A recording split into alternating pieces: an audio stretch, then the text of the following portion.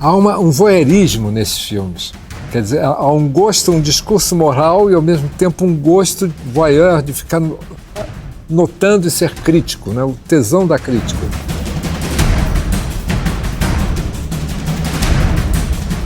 Isso é seguido para mostrar que o lugar da música popular, e particularmente do samba no Brasil, é um lugar de extrema cultura, de extrema manifestação cultural.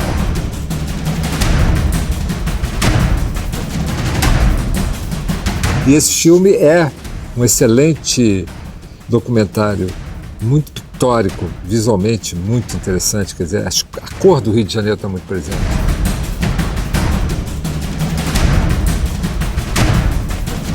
Essa, digamos, redescoberta desses músicos todos, do Cartola, do Nelson Cavaquinho, do Clementina Jesus, etc., tem certamente uma motivação política.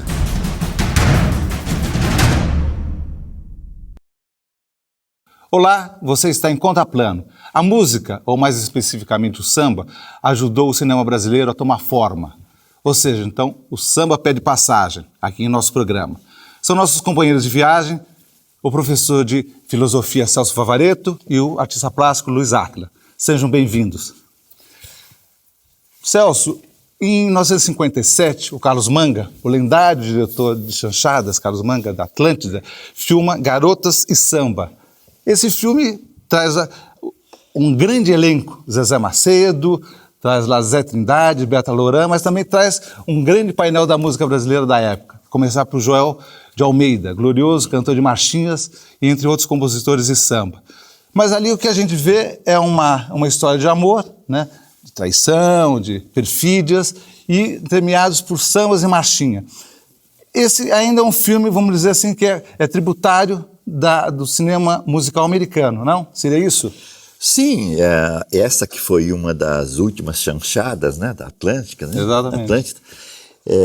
Ele tem todos os ingredientes da chanchada e, ao mesmo tempo, são bem claras as referências ao musical norte-americano. E com uma coisa muito notável, há uma citação exatamente da Carmen Miranda, seja nos cenários, por exemplo, cenários tropicais, quer dizer, edulcorados, totalmente artificializados, não é? Uhum. Mas mostra perfeitamente que a chanchada foi concebida nesses anos, principalmente nos anos 50, como alguma coisa referente a certas transformações que ocorriam no Brasil, principalmente a partir do segundo governo do Getúlio Vargas, em 1950, não é? Que é exatamente o ímpeto de modernização, seja com a introdução de uma infraestrutura que começa assim a se desenvolver, com a Petrobras, etc., e várias outras indústrias, não é? A cultura também encatinha a possibilidade de ser aquilo que vai ser um pouco depois, uma indústria do divertimento, né? Que é muito consentânea com uma certa ideia de modernidade que vinha sendo prefigurada, mas não desenvolvida. E essa matriz era totalmente ligada aos musicais norte-americanos, ao modelo americano. Isso me parece ser o elemento muito, muito marcante e talvez principal dessa que foi uma das últimas chanchadas, não é? Porque ela tem os ingredientes de todas as chanchadas, quer dizer, um entrecho sempre meio amoroso, meio sacana, meio divertido, nenhuma ideia de violência, tudo muito claro, né? Mas ao mesmo tempo muito tranquilo, né? Muito tranquilo e assim, claramente um cinema de divertimento.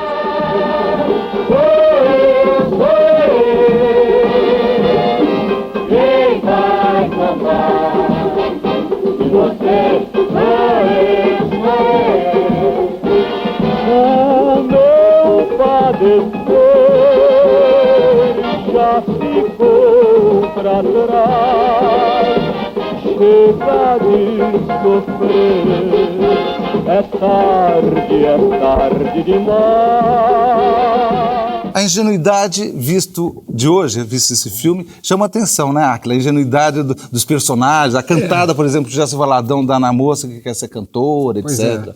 Eu acho que tem o que o Celso estava dizendo, né? Quer dizer, tem esse lado da modernidade, mas também a coisa antiquada, anacrônica, está muito bem representada na Zezé Macedo, né? Que é a dona da pensão, Zezé Macedo, já não me lembro. Gloriosa, Zezé Macedo faz uma Então, que ela faz recalcada, né? recalcada, que é um pouco a mãe do interior, não é? Que eram meninas que vinham do interior, o Rio era a capital, não é? Essas meninas vinham estudar ou trabalhar no Rio, e a dona da pensão é um personagem mais ou menos que substitui a mãe e substitui a coisa antiquada. Então, a imagem americana... vigia, né? A vigia. E a imagem, os Estados Unidos é o perigo, é a coisa moderna, é a coisa onde tem uma extroversão e o pecado, e o prazer. E tem aquela mulher que é mais europeia no sentido, né, a mulher que foi criada na sacristia, provavelmente ela esteve menina num orfanato de freira, alguma coisa assim. Então tem as duas coisas, quer dizer, as pernas de fora da corista e essa moral hipócrita, a velha moral hipócrita católica prevalecendo como uma vice-mãe lá. O que há por aqui? É nada não, senhora, tá tudo bem. O que a Didi tem? Ela tá meio doentinha, né? Mas não é nada não. É? Deixa que eu trato dela.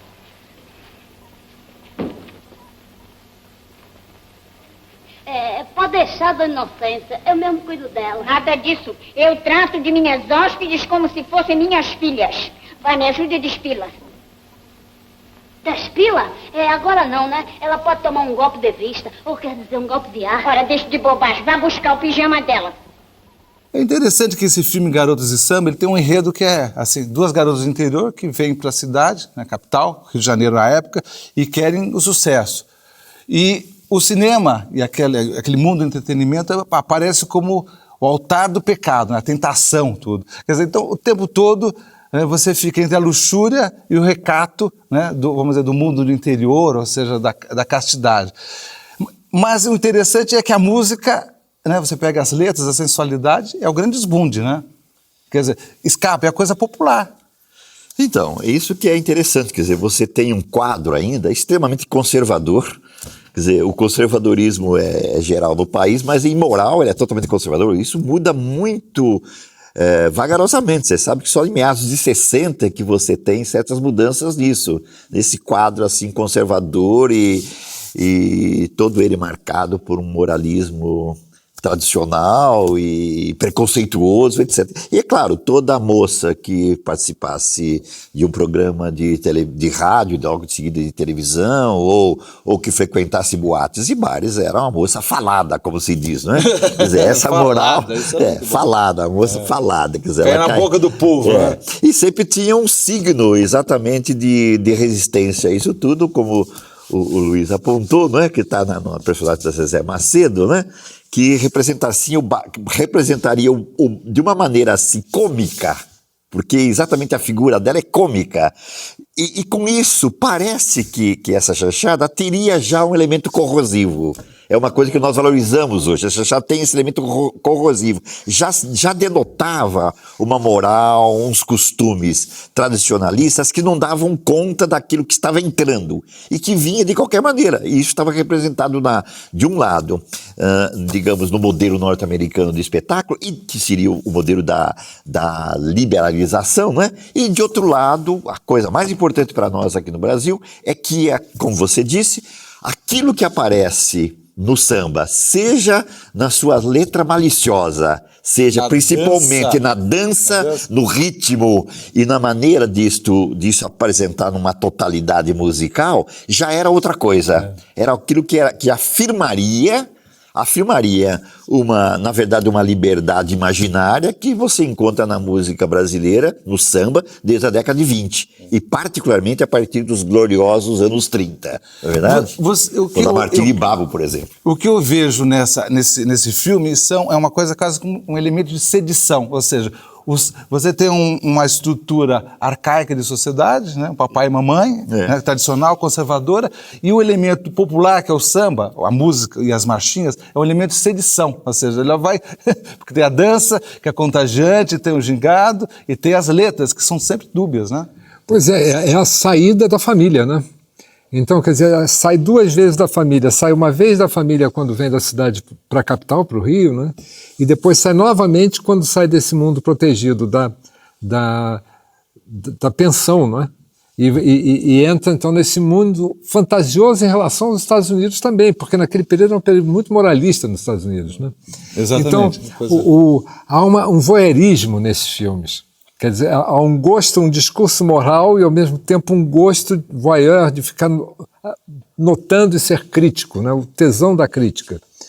Então, eu acho que nesse filme a gente tem isso. Tem a menina do interior, que quer dar o pulo para fora.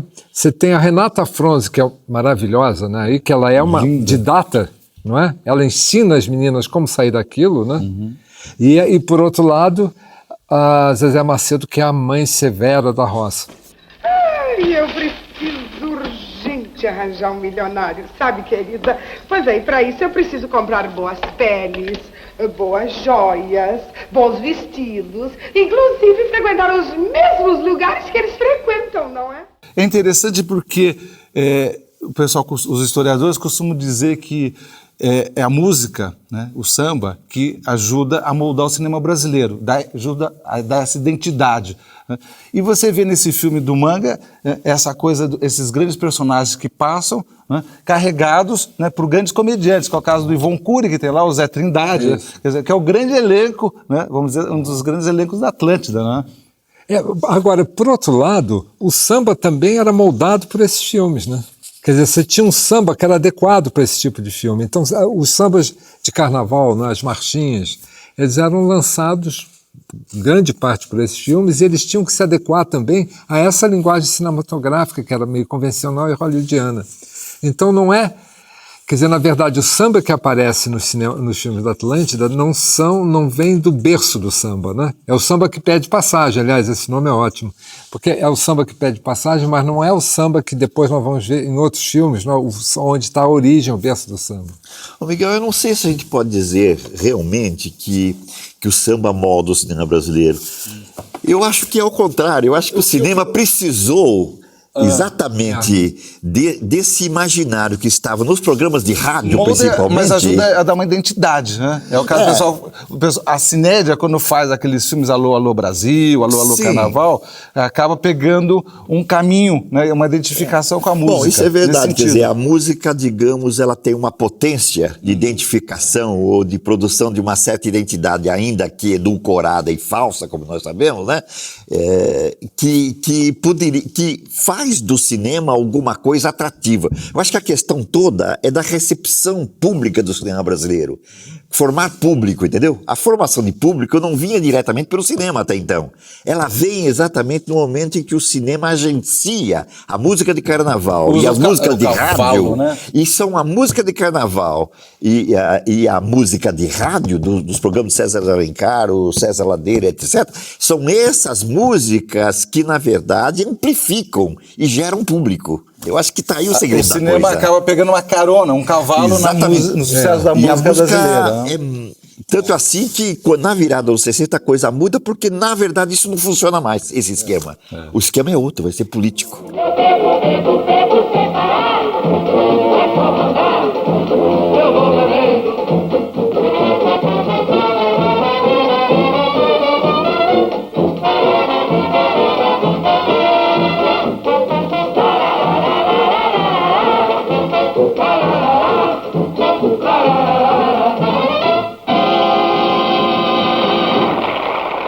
Em certos momentos eu achei esse filme um pouco narcisista demais. Sabe, quer dizer, a presença do diretor é muito forte.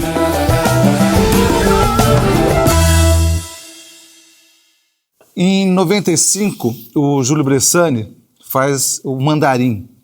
Mandarim é baseado no mítico cantor Mário Reis, que nos anos 20 e 30 muda a música brasileira. Né? Porque ele era branco, rico e se enfronha no meio daqueles compositores populares, para começar pelo Senhor. Né?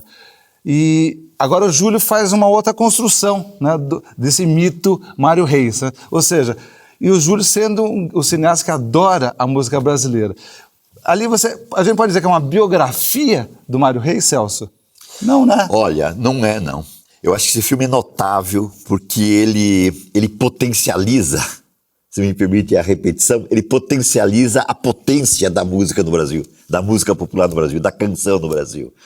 Quer dizer, a canção é alguma coisa totalmente subterrânea, não só nesses filmes, como em outros filmes do Bressane, mas nesse de maneira muito específica. E aí sim, a música é o centro do filme.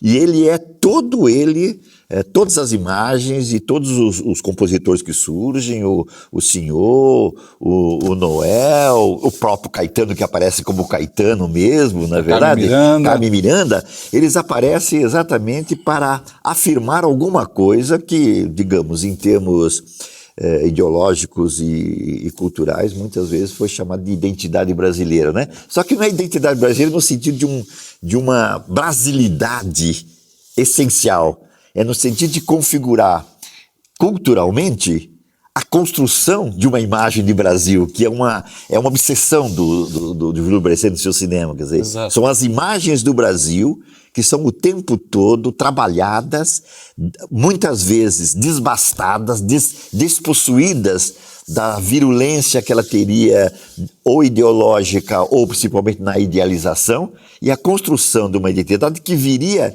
dos elementos populares, em que a música é o fundamental do Brasil. O mundo me condena e ninguém tem pena, falando sempre mal do meu nome, deixando de saber se eu vou morrer de sede ou se eu vou morrer de fome. Claro, estamos falando do Mandarim, que é um filme sobre o Mário Reis, né? O Mário Reis é um compositor rico, de origem de uma família de posses do Rio de Janeiro, né? Branco, né? E tinha toda uma sofisticação. Vendo o filme, você acha que esse filme faz jus à música do Mário Reis, ao mundo do Mário Reis? Quer dizer, quando eu vi esse filme, eu esperava ver mais do Mário Reis. Quer dizer, que ele fosse mais um filme do Mário Reis do que um ensaio cinematográfico, né? Quer dizer, que eu acho que o elemento formal é muito forte nesse filme. Eu acho que é um filme cheio de, além de citações musicais, cheio de citações cinematográficas, né? Quer dizer, tem momentos que ele parece Fritz Lang, não é, na favela. Não é? Então tem uma vontade e ele chega com um caminhão cultural, né? Que às vezes camufla o Mário Reis, que era um homem, não é um burguês bem educado, simples e singelo, né, na sua maneira de cantar e tocar. Então, eu saí frustrado desse filme, francamente frustrado. Você acha que faltou eu esperava ver menos diretor, menos a mão do diretor, e mais um diretor criativo, como é o diretor desse filme, mas que reinterpretasse o Mário Reis, não é? Quer dizer, que o Mário Reis fosse o fulcro do filme. Você acha, o que eu acho é o seguinte, atuado, né? exatamente, que não é uma biografia do Mário Reis, mas o Mário Reis, assim como os outros compositores, são personagens signos. O personagem do filme é a música. Significa, não vamos olhar para a história do Mário Reis, mas ele é um cavalo da minha história. Por que o Mário Reis? Porque exatamente ele é um personagem emblemático muito interessante. O Mandarim, para começar, por ser o Mandarim, como você já disse, ele vem exatamente não do Morro, ele não é um personagem do Morro, como Nelson Cavaquinho, o Cartola e etc. Mesmo o Noel Rosa, que, embora culto, vem de Vila Isabel, não é? Ele já surge, digamos assim, num estado meio estamental, né? Culturalmente falando, né? Mas como o Mandarim. O Mandarim era um homem na China, né? Era culto e família com enfim, isso é importante. E o Mandarim e o Mário Reis seria o seguinte, quer dizer, seria a sabedoria do samba que vem de um hibridismo cultural que, ao mesmo tempo, alia o samba que vem da cidade e o samba que vem do morro, percebe? E eles, no Mário Reis, eles estão juntos. Então, isso é signo para mostrar que o lugar da música popular, e particularmente do samba no Brasil, é um lugar de extrema cultura, de extrema manifestação cultural. É tudo signo. Eu chorei porque fiquei sem meu amor. Pois já ouvi dizer. O gavião malvado bateu asa, foi com ela e me deixou. Quem tiver mulher bonita, espanta do gavião. Ele tem unha comprida, deixa os maridos na mão. Áquila, o Mário Reis acaba sendo modernista, né? Na hora que ele tem quase um projeto modernista, ou seja, a elite que olha para a cultura popular quer dizer, eu a acho reforma, né? que o caminho dele se identifica com o caminho dos músicos eruditos modernos no Rio de Janeiro, né? Quer dizer, que quando o músico... Bom, as viagens de Mário de Andrade e tudo mais, mas o Villa-Lobos era um frequentador da Mangueira, né? Mignone, que era um homem muito ligado, e músico de cinema ainda, Mignone. Quer dizer, então, nesse período, o Rio era pequeno e não era tão dividido. Então, eu acho que havia os meios se entremeavam. E nesse entremeio saía uma nova obra, né? Quer dizer, que eu acho que você vê isso, inclusive, na arquitetura de Niemeyer, né? Essa coisa da curva tão carioca, dessa coisa meio malemolente, né? Que era um homem também muito ligado às manifestações populares, né? Você gosta quando o Bressani coloca compositor, por exemplo, o Caetano vivendo a si próprio? Que você vê? Passa a ser uma visão de... Quer dizer, ele tenta jogar uma descendência. Né?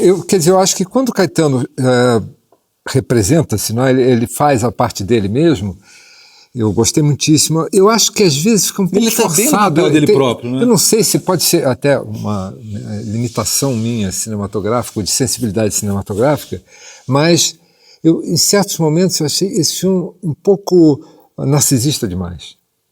Sabe? Quer dizer, a presença do diretor é muito forte.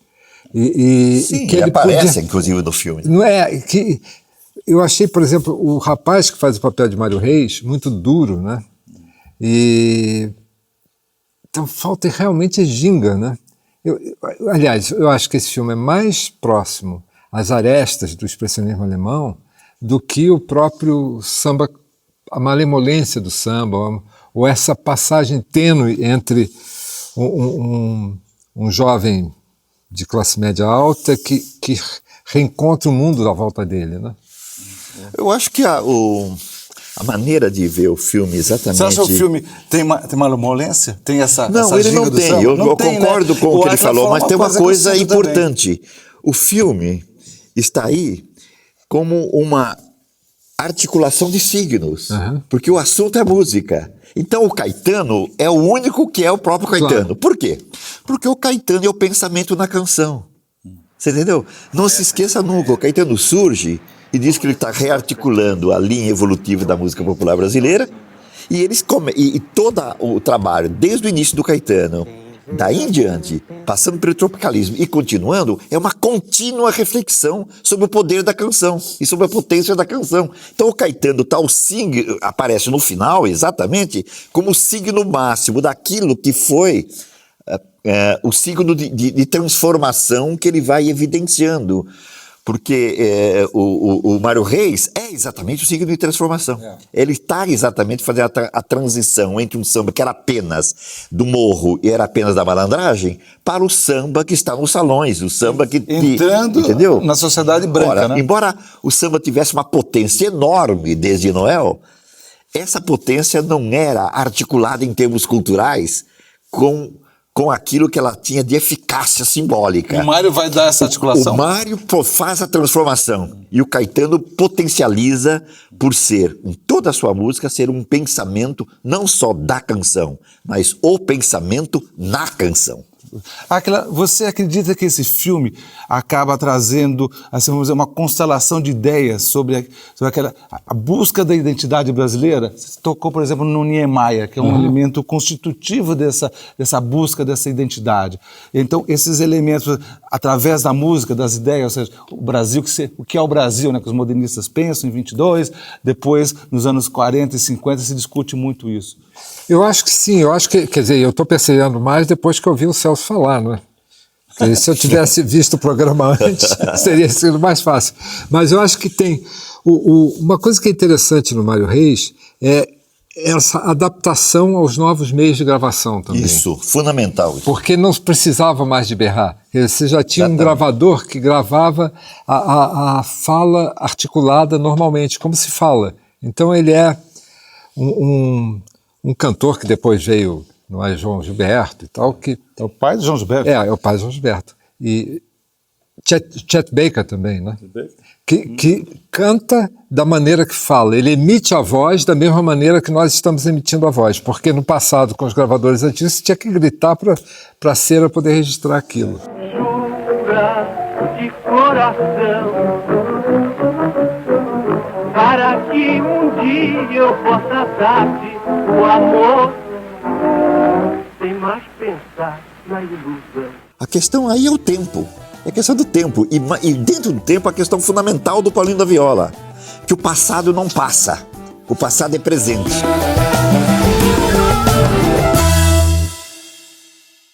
Um outro filme interessante é o Paulinho da Viola, né? O Meu Tempo é Hoje, que é um filme de 2003, dirigido pela Isabel Jaguaribe. E ali você tem, é um documentário mais clássico, diferente do Mandarim, por exemplo, né? Esse filme da Jaguaribe é um documentário que vai flagrando o cotidiano do Paulinho da Viola. É um filme que te agrada, Áquila? Quer dizer, é engraçado que é um filme de uma fotógrafa, né? Quer dizer, a Isabel Jaguaribe é uma boa fotógrafa e é uma fotógrafa muito pictórica, né? Esse filme é muito pictórico, ele tem assim, a questão da cor. Bom, a gente está vendo essa imagem, né? Quer dizer, como a cor é importante nesse filme. E ela vestiu o Paulinho da Viola, né? Eu tenho a impressão que ela incorporou o Paulinho da Viola. Parece que é um filme dirigido pelo Paulinho da Viola. A paleta dele veio para o filme. E a maneira que ela descreve, que ela narra, parece o Paulinho da Viola, né? Então, é um filme de fã, obviamente. Um filme de fã, né? Mas é um filme muito bonito, muito tocante, muito que pega de novo esse aspecto da música popular que dialoga, né? A música popular que está aberta para conversa. Que tem um pouco no Mário Reis também, não é? Quer dizer, que não é esse músico tão afirmativo e tão direto, mas é um músico que sempre deixa uma pergunta e que deixa que... Aquela música tão bonita do Sinal Fechado, né? Quer dizer, ele está sempre como vai, então aí o que é, e aí não tem resposta porque o sinal abre. Então eu acho que esse filme deixa isso bem aberto, quer dizer, o Paulinho da Viola, que ao mesmo tempo que é músico, que convive com a turma da favela, com os patriarcas, né? Convive com os patriarcas, hoje ele é meio patriarca. E a ascendência está muito estabelecida e absorvida, ele não é um uma músico, contestação. Ele é um né? músico tradicional. Uma continuação, né? É um cara que inova dentro da tradição, que é possível, claro, ele usa aquele repertório e inova muito e faz coisas muito interessantes. E esse filme é um excelente documentário tradicional, muito pictórico, visualmente muito interessante, quer dizer, a cor do Rio de Janeiro está muito presente.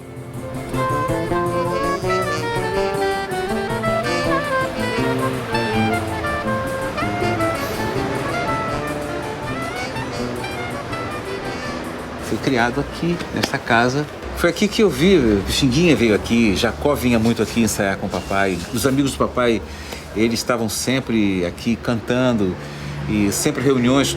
Qualquer coisa era motivo para ter uma reunião de música, né? Celso, esse filme da Meu Tempo é Hoje, se insere dentro de uma tendência do cinema brasileiro que é do documentário musical, dentro da tendência surgida a partir da chamada retomada. Você acha que um documentário musical ele tem que, vamos dizer, traduzir o mundo do seu, no caso, do seu músico, do seu compositor focalizado, ou ele pode trazer uma contribuição? Ele tem que ser, ou seja, é correto dizer que ele tem que ser tradicional ou ele pode inovar? Não, eu acho que o documentário, e pela própria noção mesmo que se tem, conhecimento que se tem do documentário, a concepção que se tem do documentário, eu acho que ele não precisa ficar necessariamente, como no caso desse, preso exatamente ao personagem, e aí sim, quase que dados biográficos do personagem, a sua vida familiar, a sua relação com a tradição, quer dizer, o Paulinho está retratado, segundo, em relação à tradição onde ele apareceu como músico e aqueles que foram as suas referências, e ao mesmo tempo a sua vida familiar. O que eu acho interessante nesse filme, entretanto, não é isso. É aquilo que está no próprio título do filme. A questão aí é o tempo. É a questão do tempo. E dentro do tempo, a questão fundamental do Paulinho da Viola. Que o passado não passa. O passado é presente. Ou seja, o samba não é o samba. Esse samba a cuja tradição o Paulinho pertence, né? O samba da Portela, o samba das escolas de samba, etc. Esse samba não é alguma coisa do passado, digamos assim, que fosse, entre aspas, ou que tivesse sido ultrapassado, seja pela bossa nova, seja o que veio depois. Não, o Paulinho está até hoje dizendo, o passado é presente, é quase que um eterno presente. O passado vive em mim. Eu tenho sempre a sensação viva, muito forte, de que quando você ouve uma determinada obra que te sensibiliza, e os mestres de todos os tempos estão aí mostrando isso, revelando isso até hoje, né? Você não está preocupado se foi feito nessa época ou naquela outra. Você está com a obra, ela está ali, ela está viva ali. Celso, tem uma coisa que eu queria saber de você, que isso é bem a sua área, que é a questão por exemplo, do artista, vamos dizer, que é o mestre, na visão do Paudi, né? Ou seja, ele é o mestre, ele continua, é o caso do Chico Buarque, e do outro lado, o cara que modifica, né? Que pessoas tributam isso, por exemplo, no Brasil recente. Os inventores, pessoas como o Caetano ou o Gilberto Gil, né? Principalmente o Caetano. Qual que é a validade disso, dessa visão sobre o Paulinho? Não, o Paulinho é muito interessante, quer dizer, ele se coloca de maneira muito calma, afetiva e concentrada dentro de uma tradição. E ele, como o Luiz já apontou, quer dizer, ele percorre essa tradição, ele a afirma como eternamente presente e dentro dela ele produz alguma coisa que é extraordinária. Ele produz pequenos toques, pequenas variações que eu acho que é tudo que os artistas podem fazer hoje. E essas variações são a invenção. Depois do período em que das invenções que eram rupturas, você citou o caso do Caetano, Gil, etc., que foram disruptores, na verdade. Você pode citar isso também nas artes plásticas, você pode citar isso na literatura em todo lugar. Passado esse tempo, entendeu? Não quer dizer que a invenção deixou de existir. Só que ela aparece de outra maneira, mais discreta, digamos. Mais subterrânea e silenciosa. E o Paulinho está dentro disso. Ele trabalha aparentemente o samba de sempre, o samba que vem lá de trás, que ele valoriza como eterno presente, daí o signo do relógio onipresente no filme, né? Do relógio, que ele é consertador de relógios, inclusive, né? Ele é artesão em contraposição industrial. Exatamente. Ele trabalha, é o artesão que trabalha a música, este mesmo samba de sempre, e produz continuamente uma transformação interna muito discreta. E essa transformação, muitas vezes, não está nas letras, nem está na produção da melodia, está na maneira dele entoar, na maneira dele cantar, que é muito sui generis. O canto dele, por exemplo, quando ele canta o Cartola, por exemplo, certas coisas do Cartola, produz uma inflexão que libera certa potência das canções, entendeu? Isto é extremamente importante.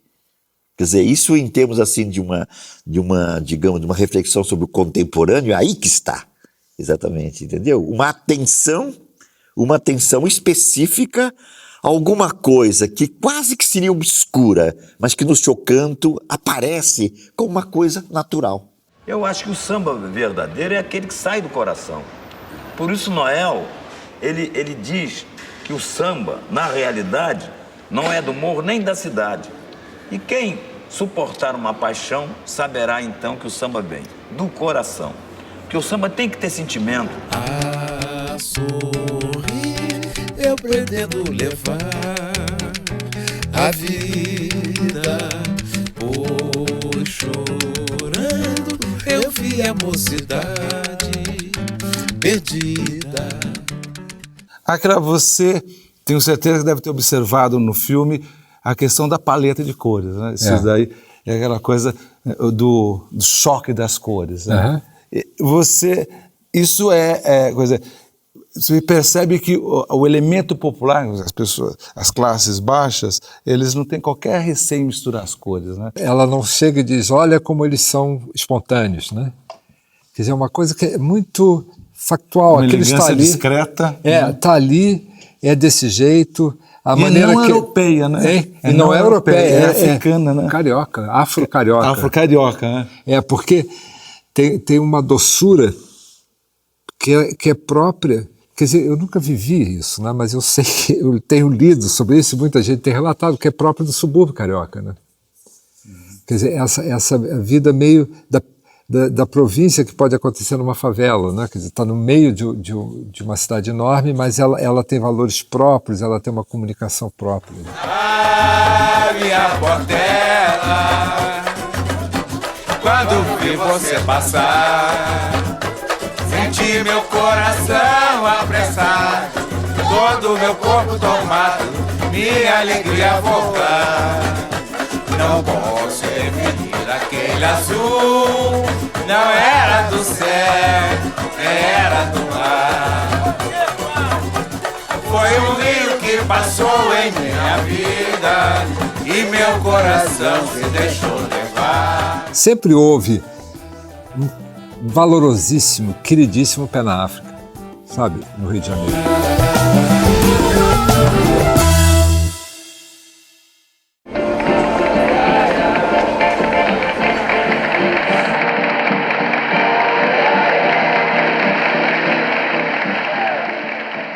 Eu comecei a me interessar pelo samba desde que eu mudei para Mangueira, com 11 anos. Cheguei lá, eu já tinha o sangue de boêmio, né?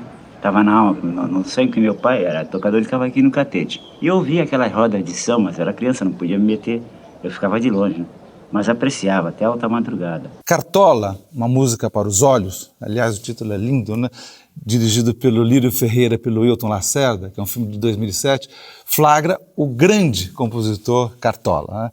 E ali me parece que temos ali a busca pelos elementos constitutivos da cultura brasileira, né? Ou seja, é o samba, é o morro, né? E também a sua entrada na classe média brasileira. O filme te agrada? Sim, eu gostei muito desse filme. Gostei muito. Primeiro porque é um filme de cineasta mesmo, né? Quer dizer, o Lírio e tal, quer dizer, é um cara que tem, e o Wilton, né? Eles têm uma experiência de cinema muito interessante. Então, eles transformaram exatamente o personagem Cartola num personagem, ao mesmo tempo que é o Cartola, que aparece em momentos, biograficamente, em momentos fundamentais, que aparece em momentos fundamentais da vida do Cartola, não é verdade? E as músicas tomam um corpo, né?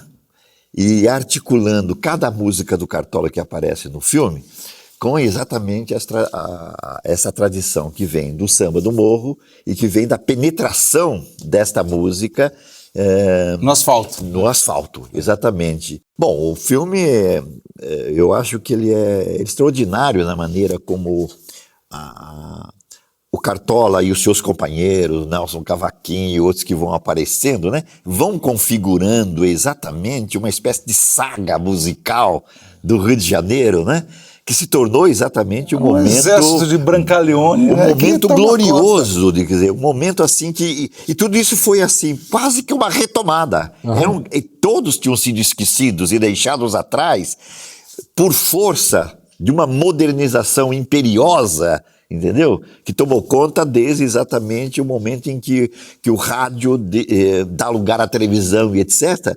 E são esquecidos em função de outros personagens que são importantes. A Bossa Nova acaba colocando eles de lado. Exatamente, né? Coloca de lado como aparentemente demodé, contrariamente àquilo que o Paulinho da Viola sempre falou, que não tem nada que ficou passado, é presente. Eles são trazidos tais e quais eles fizeram, com as músicas tais quais eles fizeram, e apresentando da mesma maneira, quer dizer, e aquela coisa dionisíaca que tem na música deles, não é? Cantando, evidentemente, sempre o amor, não é? O amor e a desgraça, na verdade, e fazendo com que aquilo tome uma figuração de uma verdadeira interpretação da vida. É a segunda dentição do da Bossa Nova, com a Nara Leão, né, o famoso show, né, Opinião, que vai recuperar. Pois né, isso que eu estava pensando. caras, Será né? que não foi Esses compositores. a chanchada, quer dizer, o kit, quer dizer, que era meio, né, o kit que era a chanchada, e o kit também que era a música que às vezes aparecia na chanchada, que marginalizou esse grupo? Quer dizer, que foi uma necessidade de ter uma música mais limpinha, mais arrumada. Bossa Nova? Não, Bossa Nova não. Mais espetacular. Mais espetacular. Mais espetacular de espetáculo. De espetáculo. Entretenimento. Tipo americano, né? Tipo americano. Porque isso não era espetáculo. Isso não era feito para o espetáculo, era feito para eles, né? Não. Era ali no terreiro deles, né? Uma tentativa de inventar um espetáculo em termos de divertimento brasileiro, que foi exatamente esse kit da chanchada. Agora eles foram colocados de escanteio porque eles falavam da dor, etc.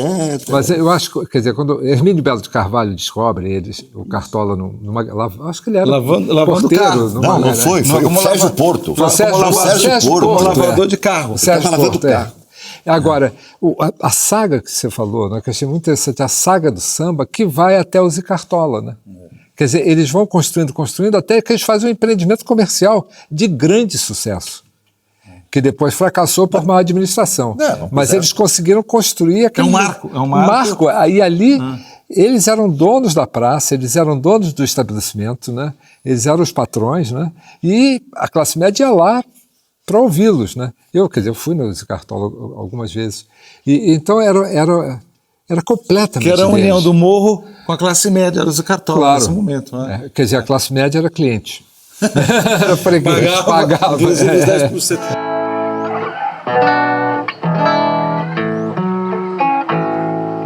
Ainda é cedo, amor,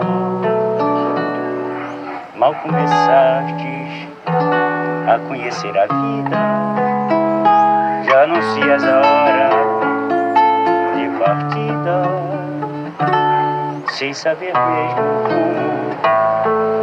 como que irás tomar. Celso, tem outra coisa que chama atenção, que é essa riqueza do arquivo que o Lírio coloca no filme. E coloca ali, por exemplo, a malandragem. Tem um depoimento do Madame Satã, Pois é. falando sobre música brasileira. Isso é muito Brasil, né? Não, pois é, eles estão, quer dizer, há esses depoimentos, né, que exatamente retornam exatamente àquele momento dos anos 20 e 30, né, em que a música ainda, o samba estava ligado à malandragem. Quer dizer, era um lugar da Lapa, quer dizer, ou se descia do morro, ia para Lapa, quer dizer, e não saía de lá. Enquanto que, tanto assim que o Cartola se perde, ele deixa tudo, ele fundou a Escola Primeira de Mangueira, né? A Mangueira foi fundada por ele, né? A Estação Primeira, né? De Mangueira Verde foi Rosa. fundada por ele, Verde Rosa, porque ele trabalhava lá perto da Estação Primeira, né? Tomava o trem. Mas depois ele se perde, bebidas, e, enfim, desilusão amorosa, etc. E quando ele é redescoberto no momento fundamental da música e da cultura brasileira, né? Que aquele momento pós-64... dele, né? Pós-64... Não, mas não é só que precisavam dele. Ele é redescoberto num momento extremamente propício.